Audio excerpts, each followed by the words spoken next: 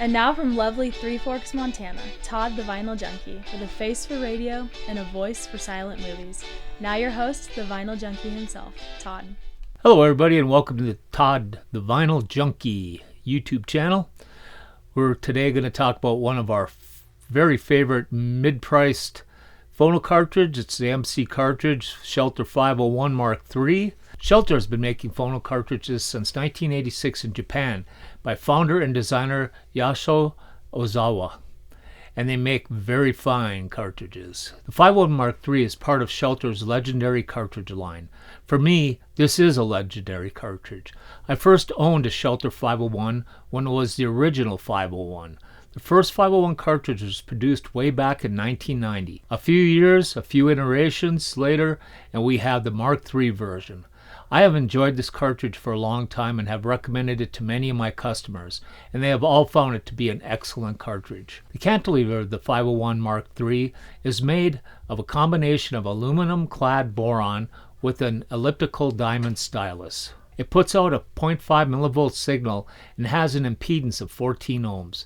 It weighs in at 8.1 grams and has a recommended tracking force between 1.4 and 2 grams. We like it between 1.7 and 1.8 for best results for our ears. About the only nitpick I have on this cartridge is the mounting screws require the old style nut to secure it to the head shell, as you can see here. Okay, bad stuff said, the rest is glowing. The Shelter 501 Mark III defines what glorious vinyl should sound like. It is detailed, has great resolution, and is as smooth as silk. Mids are lush and gorgeous, and bass goes deep and is tight. Out of the box, the bass has a tad bit of bloom, but it breaks in and that all just disappears. This cartridge delivers the sound that made me remember why I loved listening to vinyl. It also tracks extremely well.